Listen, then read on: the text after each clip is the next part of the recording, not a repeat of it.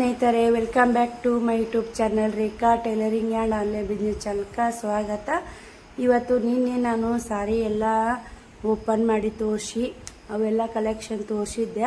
ಆ ವಿಡಿಯೋಕ್ಕೆ ಬಂದಂಥ ಕಮೆಂಟು, ಅಕ್ಕ ಸಾರಿ ಬಿಸ್ನೆಸ್ ಬಗ್ಗೆ ಐಡಿಯಾ ಕೊಡ್ರಿ, ನಾವು ಕೂಡ ಬಿಸ್ನೆಸ್ ಮಾಡಬೇಕಂತೀವಿ, ಅದ್ರ ಬಗ್ಗೆ ಮಾಹಿತಿ ಕೊಡ್ರಿ ಅಕ್ಕ, ನಿಮ್ಮ ಅನುಭವ ಒಂದು ಸ್ವಲ್ಪ ವಿಡಿಯೋ ಮೂಲಕ ಹಂಚ್ಕೋರಿ ಅಂತ ಕಮೆಂಟ್ ಮಾಡಿದ್ರಿ. ಅದ್ರ ಬಗ್ಗೆ ಇವತ್ತು ಸಾರಿ ಬಿಸ್ನೆಸ್ ಬಗ್ಗೆ ಏನೆಲ್ಲ ಕಷ್ಟ ಐತಿ, ಏನೆಲ್ಲ ಹೆಂಗೆ ನಾವು ಬಿಸ್ನೆಸ್ ಶುರು ಮಾಡಬೇಕು, ಹೆಂಗೆಲ್ಲ ನಾವು ನಡೆಸ್ಕೊಂಡು ಹೋಗಬೇಕು ಅನ್ನೋದು ನನಗೆ ತಿಳಿದಿರುವಂಥ 4 ವರ್ಷದ ಅನುಭವ ನಿಮ್ಗೂ ಶೇರ್ ಮಾಡ್ತೀನಿ. ನಾನು ಕೂಡ ಮನೆಯಲ್ಲೇ ಸಣ್ಣ ಶಾಪ್ ಇಟ್ಕೊಂಡು ನೋಡಿ, ಮನೆ ಒಳಗೆ ಇಟ್ಕೊಂಡು ಶಾಪ್ ಓಪನ್ ಮಾಡೋದು ಬೆಸ್ಟ್ ಅಂತ ಹೇಳ್ಬೋದು. ಇವಾಗ ನಾವು ಸಿಟಿ ಕಡೆ ಹೊರಗೆ ಅಂಗಡಿ ಮಾಡಿ ನಾವು ಶಾಪ್ ಮಾಡ್ಕೋತೀವಿ ಅಂದ್ರೆ ಸಿಕ್ಕಾಪಟ್ಟೆ ಒಂದಿಷ್ಟು ಅಮೌಂಟ್ಗಳು ಹೋಗ್ತಾವೆ, ಮತ್ತು ಕರೆಂಟ್ ಬಿಲ್ ಅಂತ ಇರ್ತೈತೆ, ಪ್ರತಿಯೊಂದು ಇರ್ತೈತೆ ನೋಡಿ. ನಮ್ಮ ಏನು ಹೇಳೋಕ್ಕೆ ಇಷ್ಟಪಡ್ತೀನಿ ಅಂದ್ರೆ ಮನ್ಯಾಗ ಮಾರೋದು ಬೆಸ್ಟ್ ಅಂತ ಹೇಳ್ತೀನಿ ರೀ. ಯಾಕಂದ್ರೆ ಬಾಡಿಗೆ ಇರಲ್ಲ, ಮತ್ತು ನಮಗೆ ಗಂಟು ಒಂದು ಕೂಡ್ತಿ ಅಂದ್ರೆ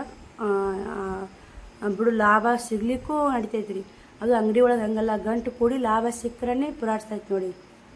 ಮತ್ತು ಅಕ್ಕ, ನಿಮ್ಮೂರಲ್ಲಿ ಎಷ್ಟು ಅಂಗಡಿ ಇದ್ದಾವೆ, ನಿಮ್ಮೂರು ದೊಡ್ಡದಿದೆ, ವ್ಯಾಪಾರ ಚೆನ್ನಾಗಿ ಆಗುತ್ತಾ ಅಕ್ಕ, ನಿಮ್ಮ ಕಡೆ ಹೆಂಗೆ ಇದ್ರ ಬಗ್ಗೆ ಹೇಳ್ರಿ, ನಮಗೂ ಕೂಡ ಐಡಿಯಾ ಸಿಗುತ್ತೆ ಅಂತ. ಇದ್ರ ಬಗ್ಗೆನೇ, ಬಟ್ಟೆ ಬಿಸ್ನೆಸ್ ಬಗ್ಗೆನೇ ಭಾಳ ಮಂದಿ ಕೇಳಾಕತ್ತಿದ್ರಿ. ಒಂದು ನಿಮಗೂ ಕೂಡ ನಾ ಹೇಳಿದ್ನಂದ್ರೆ ಅದರಿಂದ ನಿಮಗೂ ಕೂಡ ಒಂದು ಐಡಿಯಾ ಬರ್ತಿರ್ಬೋದು, ಇದು ಹಿಂಗೆ ಅಂತೇಳಿ ನೀವು ತಿಳ್ಕೊತಿರ್ಬೋದು. ಅದ್ರ ಬಗ್ಗೆ ನಾನು ಹೇಳಾಕತ್ತೀನಿ. ಯಾವುದೇನೋ ಒಂದು ಬಿಸ್ನೆಸ್ ಮಾಡ್ತೀವಂದ್ರೆ ಕಷ್ಟನೇ ಇರುತ್ತೆ, ಯಾವುದು ಸುಲಭ ಇರಲ್ಲ. ಒಂದೊಂದು ಟೈಮ್ ಹೊಟ್ಟೆಗೆ ಊಟನೂ ಬಂಗಾರ ಆಗಿರುತ್ತೆ, ಯಾಕೆ ಊಟ ಮಾಡೋಕ್ಕೂ ಟೈಮ್ ಸಿಗಲ್ಲ, ಹಂಗಾಗುತ್ತೆ. ಅವ್ರು ತಗೊಳ್ಳಿ ಬೀಳಲಿ, ನಾ ಮಾಡುವಂಥ ಕೆಲಸ ತೋರಿಸ್ಬೇಕು, ತಗೊಡ್ಬೇಕು, ಅದು ಮಾಡಲೇಬೇಕು ರೀ. ಇಲ್ಲಿಕ್ಕೆ ನಾವು ತೋರಿಸ್ಲಿಕ್ಕೆ ಬೇಸರ ಮಾಡ್ಕೊಂಡ್ರೆ ಅವ್ರು ತೋರಿಸಿದ್ರು ಎಲ್ಲ ನೋಡಿದ್ರು ಇಷ್ಟ ಆಗಲಿಲ್ಲ, ಅಷ್ಟು ಕಿತ್ತಿಸಿ ತಳಗಿಟ್ಟು ಮ್ಯಾಗಿಟ್ಟು ಒಳಗಿಡಿಸಿದ್ರು ನಾವು ಏನೂ ಅವ್ರ ಮ್ಯಾಗ ಜೋರು ಮಾಡೋಕ್ಕಿರಲ್ಲ. ಯಾಕಂದ್ರೆ ನಮ್ಮ ಕೆಲಸ ನಾವು ಅದು ಮಾಡ್ತೀವಂತೆ ಒಪ್ಕೊಂಡಿರ್ತೀವಿ. ಇವಾಗ ಅಷ್ಟು ಕಿತ್ತಿಸಿ ನೀವು ತೊಗೊಲಿಲ್ಲ ಮಾಡಲಿ ಅದು ಜೋರು ಮಾಡಿದಂದ್ರೆ ಅದು ಅವ್ರ ಇಷ್ಟ, ಅವ್ರು ತೊಗೋತಾರೋ ಬಿಡ್ತಾರೋ ಗೊತ್ತಿಲ್ಲ. ಅದು ವ್ಯಾಪಾರ ಮುಂದೆ ನಾವು ತೋರಿಸುವಂಥ ಕರ್ತವ್ಯ, ಪ್ಯಾಕಿಂಗ್ ಮಾಡುವಂಥ ಕರ್ತವ್ಯ ನಮ್ಮ ಕಡೆ ಇರುತ್ತೆ. ಮೇನ ನಾವು ಏನೇ ಬಿಸ್ನೆಸ್ ಮಾಡಿ ಸಮಾಧಾನ ಬೇಕು ನೋಡಿ. ಸಮಾಧಾನ ಸ್ವಲ್ಪ ಮಾತಾಡೋ ರೀತಿ, ನಿಯಮಗಳು ಕರೆಕ್ಟಾಗಿ ನಾವು ಮಾಡಿದ್ವಿ ಅಂದ್ರೆ, ಇವಾಗ ಬಿಸ್ನೆಸ್ ಟೈಲರಿಂಗಲ್ಲಿ ಬಟ್ಟೆ ಬಿಸ್ನೆಸ್ ಆಗಲಿ, ಪ್ರತಿಯೊಂದು ಯಾವುದೇ ಬಿಸ್ನೆಸ್ ಆಗಲಿ, ಅವ್ರ ಕಡೆ ತಪ್ಪಿದ್ರು ನಮ್ಮ ಕಡೆ ತಪ್ಪೈತಿ ಅಂತ ನಾವು ಒಪ್ಕೊಂಡು ಕಸ್ಟಮರ್ ಬಿಡಬಾರ್ದು ನೋಡಿ. ಕಸ್ಟಮರ್ ಬಿಟ್ಟು ಕೊಟ್ಟಿವಿ ಅಂದ್ರೆ, ಕಸ್ಟಮರ್ ಒಮ್ಮೆ ನಮ್ಮ ಕೈ ಬಿಟ್ಟು ತಪ್ಪಿ ಹೋದ್ರಂದ್ರೆ ಒಳ್ಳೆ ನಮ್ಮ ಕಸ್ಟಮರ್ ಒಳ್ಳೆ ಸಿಗಲ್ಲ. ಕಸ್ಟಮರ್ಗೆ ವಿಶ್ವಾಸ ಇರಬೇಕು, ನಂಬಿಕೆ ಉಳಿಸ್ಕೋಬೇಕು. ದುಡ್ಡೇ ಮುಖ್ಯ ಅಲ್ಲ. ಒಂದು ಸಲ ದುಡ್ಡು ಹೆಚ್ಚಿಗೆ ತೊಗೊಂಡು ಸೀರೆ ಕೊಟ್ಟು ಅದ್ರ ಬೆಲೆ ಇಷ್ಟೇ ಅಂತ ಅವ್ರಿಗೆ ಗೊತ್ತಾತಂದ್ರೆ ಅವರು ಒಮ್ಮೆ ನಂಬಿದವರು ಇನ್ನೊಮ್ಮೆ ನಂಬಲ್ಲ. ಪದೇ ಒಂದು ಸಲ ಮೋಸ ಹೋಗ್ತಾರೆ, ಪದೇ ಮೋಸ ಹೋಗೋಕೆ ಮೂರ್ಖರಲ್ಲ ಜನರು. ನಾನು ಹುಡ್ಕೊಂಡೇ ಹೇಳ್ತೀನಿ, ನಾನು ಕೂಡ ಒಮ್ಮೆ ಮೋಸ ಹೋಗೋದು, ಒಳ್ಳೆ ಮೋಸ ಹೋಗೋಕ್ಕಾಗಲ್ಲ. ಏನೋ ಒಂದು ಸಲ ನೀನು ಜಾಸ್ತಿ ಅಮೌಂಟ್ ತೊಗೊಂಡು ಏನೋ ಖುಷಿಯಾಗಿರ್ತೀವಿ ಆ ಟೈಮಿಗೆ. ಇಡೀ ಜೀವನನೇ ನಮ್ಗೆ ಇದೇ ಬದುಕು, ಇದೇ ಜೀವನ ಅಂಥೇಳಿ ನಾವು ಬಟ್ಟೆ ಬಿಸ್ನೆಸ್ ಮಾಡಬೇಕು, ನಿಯತ್ತಾಗಿರಬೇಕು ಅಂದ್ರೆ ಕರೆಕ್ಟಾಗಿ ನೀವು ಯಾರೂ ತಿಲ್ಲ. ನಾನು ವ್ಯಾಪಾರ ಮಾಡ್ತೀನಿ, ನಾನು ಬಟ್ಟೆ ಬಿಸ್ನೆಸ್ ಮಾಡ್ತೀನಿ, ಹೆಂಗೆ ಹೇಳ್ತಾವಳ ಅಕ್ಕ, ಆಕಿನೂ ಏನು ₹1 ಲಾಭ ಎಲ್ಲಾರ ಮಾಡ್ತಾವನು ಅಂತ ನೀವು ಅನ್ಕೋತಿರ್ಬೇಕು. ನಮಗೆ ಎಷ್ಟು ಬೇಕು ನೋಡಿ, ನನಗೆ ಎಷ್ಟು ಲಾಭ ಬೇಕು, ಕೊರಿಯರ್ ಚಾರ್ಜ್ ಎಷ್ಟು ಲಾಭ ಬೇಕು, ಅದನ್ನೆಲ್ಲ ತಕ್ಕೊಂಡು ನಾನು ವ್ಯಾಪಾರ ಮಾಡೋದು. ನಿಜ ಹೇಳ್ಬೇಕಂದ್ರೆ ಯಾರೂ ತಮ್ಮ ಮೈಮೇಲೆ ಹಾಕ್ಕೊಂಡು ಯಾರು ವ್ಯಾಪಾರ ಮಾಡಲ್ಲ. ಆದ್ರೆ ಅತಿ ತಿಂತಾರಲ್ಲ ಅಂಥವ್ರಿಗೆ ಹೇಳಾಕತ್ತೀನಿ. ಅತಿ ಈಗ ₹50 ತೊಗೊಳಲ್ಲಿ ₹100 ತೊಗೋತಾರೆ, ₹100 ತೊಗೊಳಲ್ಲಿ ₹200 ಜಾಸ್ತಿ ಮಾಡ್ತಾರೆ. ಆ ಥರ ಮಾಡೋರಿಗೆ ಸ್ವಲ್ಪ ಗಿರಾಕಿ ಹತ್ತೋದು ಜಲ್ದಿ ಕಮ್ಮಿ. ಸ್ವಲ್ಪ ಸರಿದಾಡ್ಬೇಕ್ರಿ. ಒಮ್ಮೆ ಗಂಟೆ ಬಂದರೂ ಕಸ್ಟಮರ್ ಬೇಕಾದ್ರೆ ಕೊಡಬೇಕು. ಒಮ್ಮೆ ಗಂಟೆ ಬರಲಿಕ್ಕೂ ಗಂಟೆಗಿಂತ ₹10-20 ಕಮ್ಮಿ ಆದರೂ ನಮ್ಮ ಕಸ್ಟಮರೇ ಮುಖ್ಯ, ನಮ್ಮ ಕಸ್ಟಮರ್ ಬೇಕೇ ಬೇಕಂತೇಳಿ ಬಿಡಬಾರ್ದು. ಮೇನ್ ಮುಂಜಾನೆ ಕಸ್ಟಮರು ಗಿರಾಕಿ ಗಿರಾಕಿ ಬಂದು ಅಂದ್ರೆ ಏನು ಮಾಡಿಬಿಡ್ತೀವಿ ಅಂದ್ರೆ ನಾನು ಕೊಟ್ಟು ಕಳಿಸ್ಬಿಡ್ತೀನಿ ರೀ. ನನಗೆ ಲುಕ್ಷನ್ ಆದರೂ ಕೇಳಲ್ಲ. ಮತ್ತು ಹಿಂದಗಡೆ ಬರ್ತಾರೆ ನೋಡಿ ಕಸ್ಟಮರು, ಅವ್ರ ಕಡೆ ಒಂದಿಟ್ಟೇನೋ ಲಾಭ ಆಗುತ್ತೆ ಅನ್ನೋ ಒಂದು ವಿಶ್ವಾಸ. ಇವತ್ತು ಹಾಗೆ ಆದರೆ ಹೆಚ್ಚೋಲಿ ಹೇಳ್ಬೇಕಂದ್ರೆ ಬೆಳಗ್ಗೆ ₹200 ಟಿ ಶರ್ಟು ಮತ್ತು ₹100 ಚಡ್ಡಿ ಕೂಡಿ ಬರೀ ₹200 ಕೊಟ್ಟೋರು, ₹300 ಅವ್ರ ಅಮೌಂಟ್ ಇರ್ತಿ, ₹200 ಕೊಟ್ಟೋದ್ರು. ನನ್ನ ಲಾಭನೂ ಸಿಗಲಿಲ್ಲ, ನಾ ಗಂಟೆಗೆ ₹20 ಲುಕ್ಷನ್ ಆಯಿತು. ನಾನು ಅಷ್ಟು ಕೂಡಿ ಒಂದು ₹50 ಲಾಭ ಇಟ್ಕೋಬೇಕಂತ ನಾ ಮಾಡಿದೆ. ನಾ ಈ ಗಂಟೆಗೆ 20 ರೂಪಾಯಿ ಲುಕ್ಷನ್ ಆಯ್ತು. ಏನೂ ಮಾಡೋಕ್ಕಾಗಲ್ಲ, ಒಂದೊಂದು ಟೈಮಿಂಗು ಇಲ್ಲಿಗೆ ಬಿಡೋ ಕಡೆ ಅಂತ ಬೆಳಗ್ಗೆ ಬಂದು ಗಿರಾಕಿ ಒಳಗೆ ಕಳಿಸ್ಬಾರ್ದು ಅಂತೇಳಿ ಕೊಟ್ಟೆ. ಇಡೀ ದಿನ ವ್ಯಾಪಾರ ಆಗುತ್ತನೋ ಅಂತೇಳಿ ನಾ ಅಂದ್ಕೊಂಡಿದ್ದೆ, ವ್ಯಾಪಾರನೇ ಆಗಲಿಲ್ಲ. ಒಂದೊಂದು ಟೈಮ್ ಆಗುತ್ತೆ ರೀ, ಸಮಾಧಾನ ಇರಬೇಕು. ಮೇನ ನಾ ಬಟ್ಟೆ ಬಿಸ್ನೆಸ್ ಆಗಲಿ, ಒಂದು ಟೈಲರಿಂಗ್ ಬಿಸ್ನೆಸ್ ಆಗಲಿ, ಒಂದು ಏನೋ ಬಿಸ್ನೆಸ್ ಮಾಡ್ತಿದ್ರೆ ತಾಳ್ಮೆ ಭಾಳ ಮುಖ್ಯ ಐತೆ ನೋಡಿ. ಇದು ನಿಜ ಸುಳ್ಳ ನೋಡಿ. ತಾಳಿದವನು ಬಾಳಿನಂತ ತಾಳ್ಬೇಕು ರೀ. ಎಷ್ಟು ತಾಳ್ಕೊಳ್ತೀವಿ ನಾವು. ಜಲ್ದಿ ಸದ್ ನೋಡಿ 60-70 ಸಾವಿರ ರೂಪಾಯಿ ಮಾಲ್ ಹಾಕಿಬಿಟ್ಟಿವ. ನನಗೆ ಒಂದು ತಿಂಗಳದಾಗ 60-70 ಸಾವಿರ ರೂಪಾಯಿ ಕೂಡಬೇಕು, 2 ತಿಂಗಳದಾಗ ಕೂಡಬೇಕು, 3 ತಿಂಗಳದಾಗ ಕೂಡಬೇಕು, 4 ತಿಂಗಳದಾಗ ಕೂಡ್ಬೇಕಂದ್ರೆ ಸಾಧ್ಯ ಇಲ್ಲ. ಅದು ಎಷ್ಟೇ ಹೆಂಗೆ ಸೀರೆಗಳು ಸೇಲ್ ಆಗ್ತಾವು, ಹೆಂಗೆ ಮಾರ್ತಾವು, ನಮ್ಮ ಕ್ವಾಲಿಟಿ ಮ್ಯಾಗ, ನಮ್ಮ ಸೀರೆಗಳ ಡಿಸೈನ್ ಮ್ಯಾಗ ಹೊಸ ಹೊಸ ಡಿಸೈನ್ಗಳು ತರಬೇಕು, ಅದ್ರ ಮ್ಯಾಗೂ ಡಿಪೆಂಡ್ ಆಗುತ್ತೆ. ಇವಾಗ ನೋಡಿ ಇಷ್ಟು ಸೀರೆಗಳು ವಿಡಿಯೋ ಮಾಡ್ಬೇಕಂತೇಳಿ ಪ್ಯಾಕಿಂಗ್ ಹುಚ್ಚಿನಿ, ವಿಡಿಯೋ ಮಾಡೋರಿಲ್ಲ. ನಾನು ಎಷ್ಟು ವಿಡಿಯೋ ಮಾಡಿ ಹಾಕಕ್ಕೆ ಬಿಡ್ತೀನಿ ಅಷ್ಟೆಲ್ಲ ವ್ಯಾಪಾರ ನಂದು ಚಲೋ ಆಗುತ್ತೆ. ಇನ್ನೊಂದು ವಿಡಿಯೋ ಹಾಕಿದೆ, 2-3 ಸೀರೆ ಬುಕ್ಕಿಂಗ್, ಅದು ಒಂದು 4 ಸೀರೆ ಬುಕ್ಕಿಂಗ್, ಒಂದು ನೈಟಿ ಬುಕ್ಕಿಂಗ್ ಆಗೈತಿ ಇವತ್ತು. ಮೊನ್ನೆ ಭಾಳ ಆಗ್ಯಾವ್ರಿ. ಒಂದು ಸೀರೆ ಅಮೌಂಟ್ ಬಂದೈತೆ, ಒಂದು ನಾಳೆ ಬೆಳಗ್ಗೆ ಬರೋದೈತೆ. ಇನ್ನೂ 2 ಸೀರೆದು, ಒಂದು ನೈಟಿದು ನಾಳೆ ಸಂಜೆ ತನಕ ಬರೋದೈತೆ. ನಾಳೆಗೆ ಒಂದಿನ ಅವರು ಎಲ್ಲರೂ ಅಮೌಂಟ್ ಹಾಕಿಂದ ನಾಳೆಗೆ ಯಾವ ರೀ, ನಾಳೆಗೆ ಸೋಮವಾರ, ಮಂಗಳವಾರ, ಬುಧವಾರ ಕಳಿಸಿ ವ್ಯವಸ್ಥೆ ಮಾಡ್ತೀನಿ. ಮೊನ್ನೆಲ್ಲ ಬುಕ್ಕಿಂಗ್ ಕೊಟ್ಟು ಬುಧವಾರ ಅನ್ನೋಕೆ ಹೋಗಿ ಮುಡ್ತಾರೆ ಅವ್ರಿಗೆ. ಮತ್ತು ಅವರೆಲ್ಲ ನೋಡಿ ಕ್ವಾಲಿಟಿ ಚೆನ್ನಾಗಿದ್ದು ಮತ್ತು ಬುಕ್ಕಿಂಗ್ ಮಾಡ್ಕೋತಾರೆ ಅಷ್ಟೇ ನೋಡಿ. ನಾವು ಮೇನ ಅಲ್ಲಿ ಫಸ್ಟಿಗೆ ಏನು ಆರ್ಡ್ರ್ ಕಳಿಸ್ತೀವಲ್ಲ, ರೊಕ್ಕ ಮುಖ್ಯ ಹೊಡಬಾರ್ದು. ಗಿರಾಕಿ ನೋಡ್ಕೋಬೇಕು, ಮಾತಾಡ್ಕೋಬೇಕು. ಸಾವಿತ್ರಿ ಅಮ್ಮ ಅನ್ನೋರಿ, ಅವರು ನೈಟಿ ಬುಕ್ಕಿಂಗ್ ಮಾಡ್ಕೊಂಡಿದ್ರು. 600 ರೂಪಾಯಿ ನನಗೆ ಹೆಚ್ಚಿಗೆ ಅಮೌಂಟ್ ಕೊಟ್ಟರು. ಯಾಕಂದ್ರೆ ಒಂದು ಕಡೆ ಕೊಡ್ತಾರೆ, ಒಂದು ಕಡೆ ಬರ್ತಾ ಒಂದು ಕಡೆ ಹೋಗುತ್ತೆ ಅಂತಾರೆ ವ್ಯಾಪಾರನಾಗ. ಅದು ವ್ಯಾಪಾರ ಅಂತ ಕೊಟ್ಟಿಲ್ಲ ಅಮ್ಮ, ನಿಮ್ಮ ಮಕ್ಕಳಿಗೋಸ್ಕರ, ನಿನ್ನ ಪರಿಸ್ಥಿತಿ ನೋಡ್ಲಾರ್ಕಮ್ಮ, ನಿಮ್ಮ ಮಕ್ಕಳಿಗೋಸ್ಕರ ಹೆಲ್ಪ್ ಆಗಲಿ. ಶಿವಮೊಗ್ಗದಲ್ಲಿ ಜಗ್ಗ ನೈಟಿಗಳು ಸಿಗ್ತಾವು. ಸಿಟಿ ಒಳಗಿದ್ದವರೇ ಸಿಟಿಯಾಗ ತೊಗೊಂಡ್ರೆ ಏನು ಹೆಲ್ಪ್ ಆಗೋಲ್ಲ. ಇವ್ರ ತೊಗೊಂಡ್ರೆ ಇವ್ರಿಗೂ ಕೂಡ ಹೆಲ್ಪ್ ಆಗುತ್ತೆ, ಏನೋ ಒಂದು ಜೀವನ ನಡ್ಸೋಕ್ಕಾಗುತ್ತೆ ಅಂಥೇಳಿ ನನ್ನ ಕಡೆ ಎಲ್ಲ ಬುಕ್ಕಿಂಗ್ ಕೊಡ್ತೀರಿ. ತುಂಬ ಖುಷಿ ಆಗುತ್ತೆ. ಮತ್ತು ನೀವು ಬಟ್ಟೆ ವ್ಯಾಪಾರ ಮಾಡಲೇಬೇಕಂದ್ರೆ ಮಾಡಿರಿ. ಫಸ್ಟಿಗೆ ಏನಾದರೂ ಒಂದು 10,000 ರೂಪಾಯಿ ಮಾಲ್ ತೊಂಬರ್ರಿ, ಹೆಚ್ಚಿಗೆ ತರಕ್ಕೆ ಹೋಗ್ಬಿಟ್ಟು. ತ್ರಿವೇಣಿ ಸಿಸ್ಟರ್ನವರು ಎಷ್ಟಕ್ಕೊಂಡು ಮಾಲ್ ತಂದು ಇಟ್ಕೊಂಡು ಓಣ್ಯಾಗ ಏನು ಮಾಡಿಬಿಡ್ತಾರೆ, ನಾವು ತೊಗೋತೀವಿ, ಆ ಥರ ತೊಂಬರ್ರಿ, ಈ ಥರ ತೊಂಬರ್ರಿ ಅಂತಾರೆ. ಮಂದಿ ಮಾತು ಯಾವುದು ಕೇಳಬೇಡ್ರಿ. ನೀವು ತಂದಂಥ ಮಾಲು ಖರ್ಚಾಯ್ತಂದ್ರೆ ಒಳ್ಳೆ ಮಾಲ್ ಹಾಕ್ರಿ, ಇಲ್ಲಿಕ್ಕಂದ್ರೆ ಅಲ್ಲಿಗೆ ಸ್ಟಾಪ್ ಮಾಡಿರಿ. ಸುಮ್ಮನೆ ಮೈಮೇಲೆ ಹಾಕ್ಕೊಂಡಲ್ಲಿ ಉಪಯೋಗ ಇಲ್ಲ.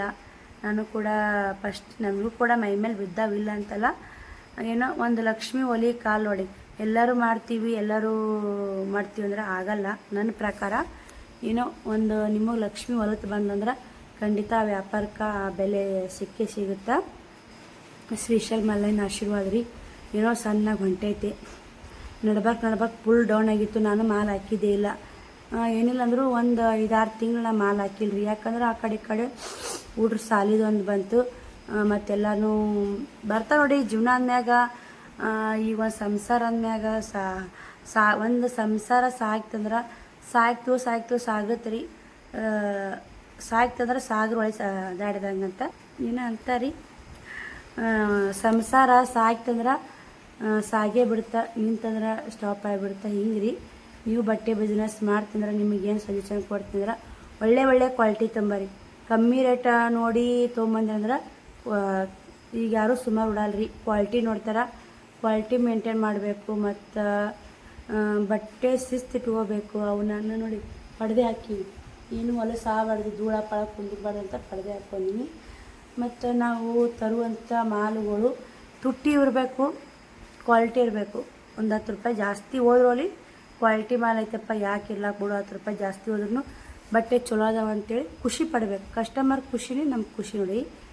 ಅದೇ ಹೇಳೋದು ನಾವು ತೋರ್ಸೋಕೆ ಮಾಡೋಕೆ ಬೇಸರ ಮಾಡ್ಕೊಂಡ್ವಿ ನಮ್ಗೆ ವ್ಯಾಪಾರನೂ ಆಗೋಲ್ಲ. ನಾವು ಎಷ್ಟು ತೆಗೆದು ತೋರಿಸೋದು ಇಡೋದು ಮಾಡ್ತೀವಿ, ಅದ್ರಲಿಂತನೂ ವ್ಯಾಪಾರ ಆಗುತ್ತೆ. ನಾನು ಬಂದು 4 ವರ್ಷ ಆಯ್ತು ರೀ ಬಟ್ಟೆ ವ್ಯಾಪಾರ ಮಾಡಾಕತ್ತು. ನಾನು ಯಾವ ಕಾರಣಕ್ಕೆ ಬಟ್ಟೆ ವ್ಯಾಪಾರ ಶುರು ಮಾಡಿದ್ನಂದ್ರೆ, ಮೊದಲು ನಾನು ಟೈಲರಿಂಗ್ ಮಾಡ್ತಿದ್ದೆ.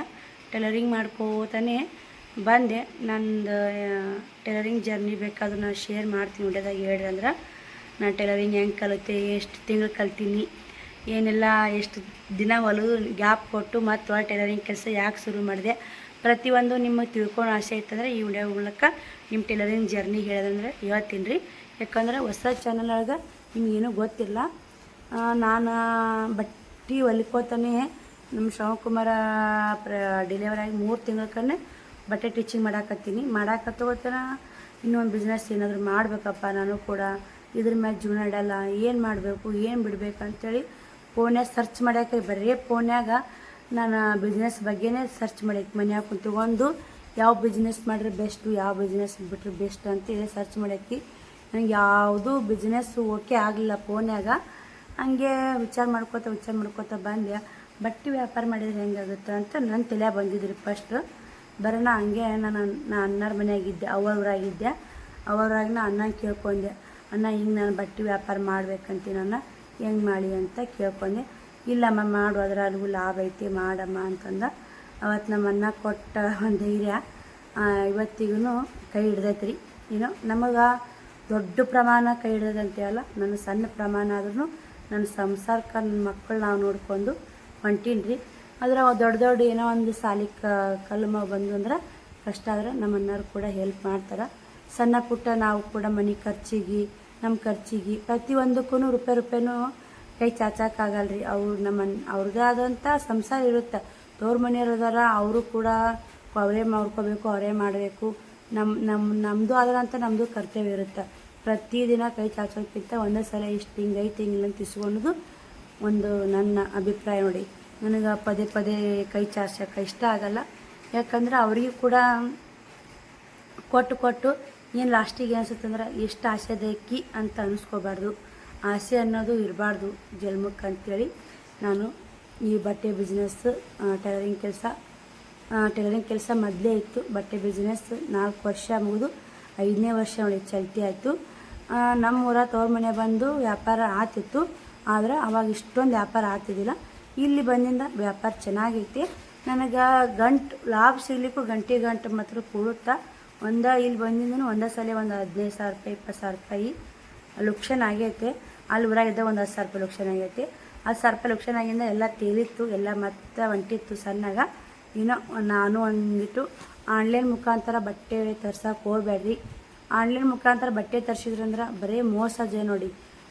ಯಾರಿಗೆ ಎಡಗೈ ಪತ್ತು ಬಲಗೈ ಇಲ್ಲ, ಹಿಂಗೈತ್ರಿ. ಮತ್ತು ನೀವು ಅಂತಿರಬೇಕು ನಾವು ಕೂಡ ಆನ್ಲೈನ್ ಮುಖಾಂತರ ನಂಬಿ ಬಟ್ಟೆ ತರಿಸ್ತೀನಿ ಅಂತ. ಪ್ರತಿಯೊಬ್ಬರು ನಾನು ಬುಕ್ಕಿಂಗ್ ಕೊಡೋರು ನಿಮ್ಮ ಮ್ಯಾಗ ವಿಶ್ವಾಸ ಐತೆ, ನಿಮ್ಮ ಮ್ಯಾಗ ಇದು ಐತೆ ಅಂತ ಒಂದು ಮಾತು ಕೇಳಾರನೇ ಅಮೌಂಟ್ ಹಾಕಿಬಿಟ್ಟಿರ್ತೀರಿ. ಸೀರೆ ಸ್ಕ್ರೀನ್ಶಾಟ್ ಹೊಡೋದು ಅಲ್ಲಿ ವಾಟ್ಸಪ್ಪಿಗೆ ಬಿಡೋದು, ಹಂಗೆ ಫೋನ್ಪೇ ನಂಬರ್ ತೊಗೊಂಡು ಅಮೌಂಟ್ ಹಾಕೇ ಬಿಟ್ಟಿರ್ತೀರಿ. ಯಾಕಂದ್ರೆ ಆ ವಿಶ್ವಾಸ ನಾವು ಉಳಿಸ್ಕೋಬೇಕು. ಯಾಕಂದ್ರೆ ಟೈಮ್ಗೆ ಯಾನ್ ಬರ್ತಾ ಸೀರೆ ಅಂತ ಹೇಳಿದ್ರೆ ಅವತ್ತೇ ಹೋಗಿ ತಲುಪಬೇಕು. ಮರ್ದಿನ 2-3 ದಿನ ಹೆಚ್ಚು ಕಮ್ಮಿ ಆಗಬೇಕು. ಜಾಸ್ತಿ ದಿನ ಹೋದ್ರೆ ಅವ್ರಿಗೂ ಒಂಥರ ಭಯ, ಎಡಗೈ ಪತ್ತು ಬಲಗೈ ಇಲ್ಲರಿ. ಇವಾಗ ನಿಜ ಸುಳ್ಳು ಹೇಳ್ರಿ. ಆನ್ಲೈನ್ ನೋಡು, ಆನ್ಲೈನ್ ಕೊಟ್ಟು ಮನ್ಯಾಗಾದರೂ ಅಂತಿರ್ಬೇಕು, ನೀ ಆನ್ಲೈನ್ ಬುಕ್ಕಿಂಗ್ ಮಾಡಿದಿ ಬರಲಿಲ್ಲ, ಹಂಗಾಯ್ತು ಹಿಂಗಾಯ್ತು ಅಂತ ಮನ್ಯಾಗಾದರೂ ಮಾತಾಡ್ತಾರೆ. ಯಾಕಂದ್ರೆ ಮನೆ ಅಂದ್ಮ್ಯಾಗ ಅನ್ನಬೇಕಾಗತ್ತೆ ರೀ. ನಾವು ಕೂಡ ಒಂದು ದಿನ ತಂದಿದ್ವಿ ಅಂದ್ರೆ ₹1 ಹೆಚ್ಚಿಗೆ ಹೋಗಿತ್ತಂದ್ರೆ ನಾವು ಸಂಕಟ ಪಡ್ತೀವಿ. ಅಲ್ಲಿ ಹೋಯ್ತಲ್ಲಪ್ಪ ಸುಮ್ಮನೆ ಯಾವಾಗ ಹೋಯ್ತಲ್ಲ ಅಂತೇಳಿ ಹಿಂಗೆ ಇರ್ತಾವ್ರಿ. ಬಟ್ಟೆ ಬಿಸ್ನೆಸ್ ಮಾಡ್ತಂದ್ರೆ ಮಾಡಿರಿ, ಲಾಭನೂ ಐತೆ ಲುಕ್ಷನ್ ಐತೆ ನೋಡಿ. ಇವಾಗ ನಾ ಫುಲ್ಲು ಲಾಭ ಐತಂತೂ ನಿಮ್ಗೆ ಹೇಳೋಕ್ಕಲ್ಲ, ಫುಲ್ಲು ಲುಕ್ಷನ್ ಐತಂತೂ ಹೇಳೋಕ್ಕಲ್ಲ. ಎರಡೂ ಥರ ಐತ್ರಿ. ಕಷ್ಟ ಸುಖ ಹೆಂಗೆ ನಮ್ಮ ಜೀವನದಾಗ ಬರ್ತಾ ನೋಡಿ, ಹಂಗೆ ಬಟ್ಟೆ ವ್ಯಾಪಾರನೂ ಕಷ್ಟನೂ ಐತಿ ಸುಖನೂ ಐತಿ. ನಾವು ಕಷ್ಟಪಡಬೇಕು, ಸುಖ ಪಡಬೇಕು. ಕಷ್ಟ ಬಂತಂದ್ರೆ ಕುಗ್ಗಬಾರ್ದು, ಖುಷಿ ಬಂತಂದ್ರೆ ಹಿಗ್ಗಬಾರ್ದು. ಹಂಗೆ ವ್ಯಾಪಾರ ಆಗೈತಂದ್ರೆ ಖುಷಿ ಪಡಬಾರ್ದು, ವ್ಯಾಪಾರ ಇಲ್ಲಾಂದ್ರೆ ಕುಗ್ಗಬಾರ್ದು. ತಾಳ್ಮೆ ಇರಬೇಕು. ಇವತ್ತಿನ ನಾಳೆ ಮಾರುತ್ತಾ, ನಾಡ್ದು ಹಚ್ಚಿ ನಾಳೆ ಮಾರುತ್ತಾ ಬಿಡ್ತಾ ಗೊತ್ತಿಲ್ಲ. ಒಟ್ಟು ತಾಳ್ಮೆ ಅಂತ ನಾವು ಬಟ್ಟೆ ಮಾರು ಹಾಕಿವಂದ್ರೆ ನಮ್ಮ ಅಮೌಂಟ್ ನಾವು ಹೆಂಗೆ ಕೂಡಿಸ್ಬೇಕು ಅನ್ನೋದು ಒಂದು ತಾಳ್ಮೆ ಇರಬೇಕು. ಅದನ್ನು ಬಟ್ಟೆ ಮಾಲು ಹಾಕಿನ್ರಿ ಅಮೌಂಟ್ ಕೂಡ್ಸಾಕೆ ಒದ್ದಾಡಕತ್ತಿ. ನನಗೆ ಗಂಟೆ ಕುಡಿದ್ರೆ ಸಾಕಪ್ಪ ದೇವ್ರಿ ಅನ್ನೋಂಗೆ ಒಮ್ಮೊಮ್ಮೆ ಪರಿಸ್ಥಿತಿ ಬಂದುಬಿಡುತ್ತಾ. ಮಾಲ್ ಜಗ್ಗಿ ಐತ್ರಿ. ಯಾಕಂದ್ರೆ ವೆರೈಟಿ ಸೀರೆಗಳು, ಕಾಸ್ಟ್ಲಿ ಸೀರೆಗಳು ಹಾಕಿರ್ತೀನಿ. ಹಿಂಗಾಗಿ ಒಮ್ಮೆ ಕೂಡುತ್ತಂತ ಹೇಳೋಕ್ಕಾಗಲ್ಲ. ಇಲ್ಲಿನ ಈಗ ಸಣ್ಣಗ ಶಿವ ಮಳೆ ಚಲೋ ಆಗೈತಿ. ಮಳೆ ಚಲೋ ಆಯ್ತಂದ್ರೆ ಬೆಳೆಗಳಿಗೆ ಕಸ ಬಿದ್ದು ಅಂದ್ರೆ ಈ ಕಡೆ ಕೂಡ ಕಸಕ್ಕೆ ಹೊಲ ಮನೆ ಕೆಲ್ಸಕ್ಕೆ ಹೊಂಟ್ರಂದ್ರೆ ಕೈಯಾಗ ಅಮೌಂಟ್ ಆಡಾಕತ್ತಂದ್ರೆ ಇಲ್ಲಿ ಕೂಡ ವ್ಯಾಪಾರ ಆಗುತ್ತೆ. ನನಗೆ ಇಲ್ಲಿ ವ್ಯಾಪಾರ ಆಕತ್ತಂದ್ರೆ ನಾನು ಆನ್ಲೈನ್ಗೆ ಅಷ್ಟೊಂದು ಬರಲ್ಲ. ಅಲ್ಲಿ ಉಡಿ ಹಾಕೋದು, ಬುಕ್ಕಿಂಗ್ ತೊಗೊಳೋದು, ಪಾರ್ಸಲ್ ಹಾಕೋದು, ಇಷ್ಟೆಲ್ಲ ಯಾಕೆ ಕಷ್ಟಪಡ್ತೀನಿ. ಇವಾಗ ನಾನು ಹೆಂಗೆ ಎಲ್ಲೇರಲ್ರಿ ನನ್ನ ದುಡ್ಡಿಗೆ ಒಂದು ಗಂಟೊಂದು ಕೂಡ್ಸಿದಂದ್ರೆ ಜೀವನಕ್ಕೆ ನೆಮ್ಮದಿ ಆಗುತ್ತೆ ನನಗೆ ಮಾತು. ನನ್ನ ಲಾಭ ನೋಡಲ್ರಿ, ಗಂಟು ಒಂದು ಕೂಡ್ಬೇಕ್ರಿ. ಈ ಬಟ್ಟೆ ವ್ಯಾಪಾರ ಮಾಡೋರಿಗೆ ಗಂಟು ಕೂಡೋದು ಭಾಳ ಮುಖ್ಯ ಆಗುತ್ತೆ ನೋಡಿ. ನಾವು ಅಂತಿರ್ತೀವಿ ಇವಾಗ ಒಬ್ಬೊಬ್ಬ ಏನಂತಾರ, ಅವ್ರಿಗೆ ಲಾಭ ಐತಲ್ಲ ಅದಕ್ಕೆ ಮಾಡ್ತಾರೆ, ಲಾಭ ಇಲ್ಲಾರ ಯಾರು ಮಾಡ್ತಾರೆ ಅಂತಾರೆ. ಪ್ರತಿಯೊಬ್ರು ಏನು ಮಾಡಿಬಿಡ್ತಾರೆ, ಬಟ್ಟೆ ವ್ಯಾಪಾರ ಮಾಡ್ತಾರಂದ್ರೆ ಆಕಿ ಲಾಭ ಐತಿ, ಅದರಿಂದ ಆಕಿನ ತಾಕ ರೊಕ್ಕ ಇರ್ತಾವೆ ಅಂತೇಳಿ ರೊಕ್ಕ ಬಿಡಕ್ಕೆ ಬರ್ತಾರೆ. ನಮ್ಮ ತಾಕ ಕರೆ ಹೇಳ್ಬೇಕಂದ್ರೆ ಒಂದೊಂದು ಟೈಮಿಗೆ ಒಂದೊಂದು ರೂಪಾಯಿ ಇರಲ್ಲ, ಒಂದೊಂದು ಟೈಮಿಗೆ ಇರ್ತಾವೆ, ಒಂದೊಂದು ಟೈಮಿಗೆ ಇರಲ್ರಿ. ಎಂಥ ಇದ್ದು ಸಾವುಕಾರಗನ ಒಂದೊಂದು ಟೈಮಿಗೆ ಒಂದೊಂದು ರೂಪಾಯಿ ಕೊರತೆ ಬರುತ್ತೆ. ಬರಲ್ಲ ಅಂತಲ್ಲ, ಬರೀ ನಿಮ್ಮ ಬಟ್ಟೆ ವ್ಯಾಪಾರ ಬಗ್ಗೆ ಇಷ್ಟೆಲ್ಲ ಮಾಹಿತಿ ಕೊಟ್ಟಿದ್ದೀನಿ. ನಿಮ್ಗೆ ಇನ್ನೂ ಹೆಚ್ಚಿನ ಮಾಹಿತಿ ಬೇಕಂದ್ರೆ ಕಮೆಂಟ್ ಮೂಲಕ ಕೇಳಿ. ಬಟ್ಟೆ ಮಾರ್ತಿದ್ರೆ ಇವತ್ತಿನೆಲ್ಲ ಬಟ್ಟೆ ಮಾರ್ತಿದ್ರೆ ಕ್ವಾಲಿಟಿ ಮಾಲ್ ತೊಂಬರ್ರಿ, ರೊಕ್ಕ ಹೋತಾವ ಅಂತೇಳಿ ಸುಮಾರಪ್ಪ ಮಾರ್ತಂದ್ರೆ ಸೇಲ್ ಆಗೋಲ್ಲ. ನಾನು ಮೊದಲು ಬರೀ ಸುಮಾರು ಮಾಲ್ ಭಾಳ ತರ್ತಿದ್ದೆ, ಸೇಲೇ ಆಗ್ತಿದ್ದಿಲ್ಲ. ಇಟ್ಕೊಂಡು ನೋಡೋದು ಇಡೋದು ಈ ಥರ ಮಾಡ್ತಿದ್ದೆ. ಇವಾಗ ಕ್ವಾಲಿಟಿ ಮಾಲ್ ತರಾಕತ್ತೀನಿ. ಕ್ವಾಲಿಟಿ ಮಾಲು ಹೊಸ ಡಿಸೈನ್ ಇರಬೇಕು. ಇವಾಗ ಸುತ್ತ ನಿಮ್ಮ ಹಳ್ಳಿಯಾಗೂ ಬಂದಿರಬಾರ್ದು. ನಾನು ಇಲ್ಲಿ 5-6 ಮಂದಿ ವ್ಯಾಪಾರ ಮಾಡ್ತಾರೆ ಅಂದ್ರೆ 5-6 ಮಂದಿ ವ್ಯಾಪಾರ ಮಾಡೋರು ಬಟ್ಟೆ ವೆರೈಟಿ ತಂದಿರಲ್ಲ, ನಾವು ವೆರೈಟಿ ಮಾಲ್ ಹಾಕಿಬಿಟ್ನಿ ಅಂದ್ರೆ ಖಂಡಿತ ಸೇಲ್ ಆಗಿಬಿಡ್ತಾವೆ. ಹೊಸ ಡಿಸೈನ್ ಒಬ್ಬರು ಹೋದ್ರಂದ್ರೆ ಹಳ್ಳಿಯಾಗ ಹೆಂಗೆ ಗೊತ್ತಾ, ಒಬ್ಬರು ಹೋದ್ರಂದ್ರೆ 100 ಮಂದಿ ಬಾಯಿ ಹೋಗ್ತಾರೆ. ಹೊಸ ಡಿಸೈನ್ ಅಂತೇಳಿ ಹೋಗ್ತಾರೆ. ನಿಮಗೆ ಕೂಡ ಸೇಲ್ ಆಗ್ತಾವೆ. ಒಂದೊಂದು ಟೈಮ್ ಲಾಭನಾಗುತ್ತೆ, ಒಂದು ಟೈಮ್ ನುಕ್ಸಾನ್ ಆಗುತ್ತೆ. ತಾಳ್ಮೆ ಒಂದು ಇಟ್ಕೊಂಡು ಕೇಳಿ ವ್ಯಾಪಾರ ಮಾಡಿರಿ, ಖಂಡಿತ ನಿಮಗೂ ಕೂಡ ಒಳ್ಳೇದಾಗುತ್ತೆ. ವ್ಯಾಪಾರ ಮಾಡೋಕತ್ತಿರಂದ್ರೆ 1 ವರ್ಷ 1.5 ವರ್ಷ ನಿಮಗೇನೋ ಅಷ್ಟೊಂದು ಗೊತ್ತಾಗಲ್ಲ. ಆಮೇಲೆ ನೀವೇ ಇನ್ನೊಬ್ರಿಗೆ ಹೇಳಂಗಾಗ್ತೀರಿ. ಈಗ ಯಾಕಂದ್ರೆ ನಾ ಹೇಳಿದ್ರು ನಿಮ್ಗೆ ಅರ್ಥ ಆಗಲ್ಲ, ಅದು ಅನುಭವಿಸ್ತೋರೇ ಗೊತ್ತಿರುತ್ತೆ.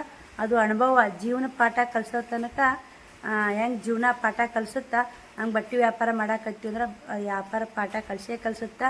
ಇದು ಹಿಂಗೆ ಮಾಡಿದ್ರೆ ಹಿಂಗಾಯ್ತು, ಇದು ಹಿಂಗೆ ಮಾಡಿದ್ರೆ ಹಿಂಗಾಯ್ತು ಅಂತ ಗೊತ್ತಾಗೇ ಆಗುತ್ತೆ. ಅಲ್ಲಿ ಥರ ನೀವು ಕಾಯ್ಕೊಂಡು ವ್ಯಾಪಾರ ಮಾಡಲೇಬೇಕು.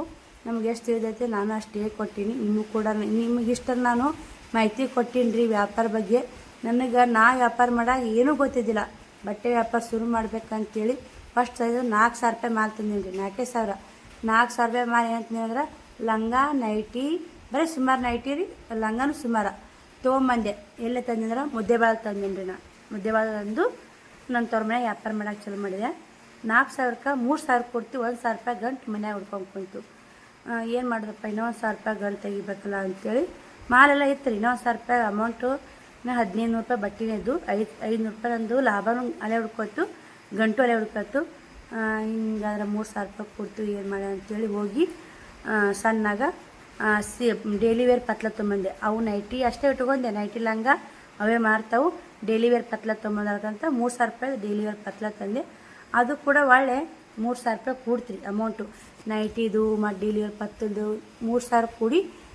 ಮತ್ತು ಹೊಳೆ ಏನು ಹಾಕಿದ್ನಂದ್ರೆ ಇದು ಮಕ್ಕಳು ಬಟ್ಟೆ ಸುಮ್ಮನೆ ಹೆಸರು ಇಡಕ್ಕೆ ಹೋತಲ್ಲ, ಹಂಗೆ ಹೆಸರು ಇಡಕ್ಕೆ ಹೋತಾರೆ ನೋಡಿ ಹಳ್ಳಿ ಕಡೆ. 100 ರೂಪಾಯಿದು 200 ರೂಪಾಯಿದು ಅಂಗಿ ಅಂಥ ತೊಗೊಂಬಂದೆ. ಅಂಥವಿಸ ಮತ್ತು ವೇಲ, ಇಂಥ ಸ್ಕಾರ್ಪ್ ಮತ್ತು ಇಂಥವು ತೊಗೊಂಬಂದೆ. ಅವು ತಂದಿಂದ ಹಂಗೆ ಒಂದಕ್ಕೊಂದು ಜೋಡಿಸ್ಕೊಂಡು 4,000 ರೂಪಾಯಿ ಅಂತ ಚಲೋ ಅದ ವ್ಯಾಪಾರ ಈಗ 80,000 ರೂಪಾಯಿಗೆ ಬಂದು ನಿಂತೈತ್ರಿ. ಹಂಗಂದ್ರೆ ಅದರಿಂದ ಸ್ಟ್ರಗಲ್ ಇರ್ತೈತಿ, ನಾವು ಕಷ್ಟಪಟ್ಟಿರ್ತೀವಿ ನೋಡು. 4,000 ರೂಪಾಯಿ ಅಂತ ಶುರು ಮಾಡಿ 80,000 ರೂಪಾಯಿಗೆ ಹೆಂಗೆ ಬಂದಿರಬೇಕಂತ ನೀವು ಅಂತಿರಬೇಕು. ಹಂಗೆ ಕೂಡ್ಸೋತ ಏನೋ ಹನಿ ಕೂಡಿದ್ರೆ ಹಳ್ಳ ಅಂತ, ತೆನಿ ಕೂಡಿದ್ರೆ ರಾಶಿ ಅಂತ. ಹಾಗೆ ಹನಿ ಕೂಡಿಸಿ ತೆನಿ ಕೂಡಿಸಿ ರಾಶಿ ಹೆಂಗೆ ಮಾಡ್ತಾರೆ, ಹನಿ ಕೂಡಿಸಿ ಹಳ್ಳಾಗುತ್ತೆ, ತೆನಿ ಕೂಡಿಸಿ ರಾಶಿ ಆಗುತ್ತೆ. ಹಂಗೆ ನಾನು ಕೂಡ ಅದನ್ನ ಅದಕ್ಕೆ ಹಾಕಿ ಮತ್ತು ರಾಟಿ ಹೊಲ್ದು ಅಮೌಂಟು ಹಂಗೆ ಅದಕ್ಕೆ ಬಟ್ಟೆಗೆ ಹಾಕ್ತಿದ್ದೆ. ಅವಾಗ ಏನೇನಾದರೂ ತವ್ರ ಮನೆಯಾಗಿದ್ದನ್ನೆಲ್ಲ ಖರ್ಚು ಅಲ್ಲಿ ತವ್ರ ಮನೆ ನೋಡ್ಕೊದ್ರು. ಅವು ಇಷ್ಟು ಗಂಟೆಲ್ಲ ರಾಟಿ ಹೊಲ್ದಿದ್ದು ಅದಕ್ಕೆ ಕೂಡಿಸಿ ಒಂದು ಮಟ್ಟಕ್ಕೆ ಬೆಳೆದೈತ್ರಿ. ಫಸ್ಟಿಗೆ ನಮ್ಮ ಅಣ್ಣನ ಕಡೆ 50,000 ರೂಪಾಯಿ ಮಾಲ್ ಇಸ್ಕೊಂಡು ಬಂದಿಂದ ಇಲ್ಲಿ ಮಾಲ್ ಹಾಕಿದೆ. ಒಳ್ಳೇದು ಹಾಕೋತ ಹೊಟ್ಟೈತಿ. ಏನೋ ಒಮ್ಮೆ ಬರ್ತೀವಿ, ಲುಕ್ಷನೂ ಬರ್ತೀನಿ, ಲಾಭನೂ ಬರ್ತಾ. ಇದೇ ಥರ ನಿಮ್ಮ ಸಪೋರ್ಟ್ ಇದ್ರೆ ಯಾವುದೂ ಕಷ್ಟ ಅಲ್ಲ, ಎಲ್ಲ ಒಳ್ಳೇದಾಗುತ್ತೆ. ನೀವು ಒಂದು ಸ್ವಲ್ಪ ಮನಸ್ಸು ಮಾಡ್ಬೇಕು ನೋಡಿ. ಸಬ್ಸ್ಕ್ರೈಬರು ಏನು ಮಾಡ್ಬೇಕಂದ್ರೆ ಹೊರಗೆ ತೊಗೊಂಡ್ರು ಅಮೌಂಟ್ ಕೊಡ್ತೀವಿ, ಇಲ್ಲಿ ತೊಗೊಂಡ್ರೆ ಇವ್ರಿಗೆ ಹೆಲ್ಪ್ ಆಗುತ್ತೋ ಅನ್ನೋರು ಆರ್ಡ್ರ್ ಕೊಡ್ತೀರಿ. ಇಲ್ಲ ಅನ್ನೋರು ಇಲ್ಲಿ ನೋಡಿ ಎಷ್ಟು ಎಲ್ಲ ನನಗೆ ಆರ್ಡ್ರ್ ಕೊಟ್ಟವ್ರಿಗೆ ಈ ವಿಡಿಯೋ ಮೂಲಕ ಧನ್ಯವಾದಗಳು. ಈ ವಿಡಿಯೋಲಿಗೆ ಎಂಡ್ ಮಾಡ್ತೀನಿ, ನಾನು ವಿಡಿಯೋ ಸಿಗ್ತೀನಿ. ಬಾಯ್ ಸ್ನೇಹಿತರೆ, ಗುಡ್ ನೈಟ್. ನಾನು ಏನೋ ಒಂದು ಜೀವನ ಮಾಡ್ಕೊಂಡು ತಿನ್ನೋದು ಹೇಳೀನಿ ರೀ. ಏನಾದರೂ ತಪ್ಪಿದರೆ ಕ್ಷಮೆ ಇರಲಿ.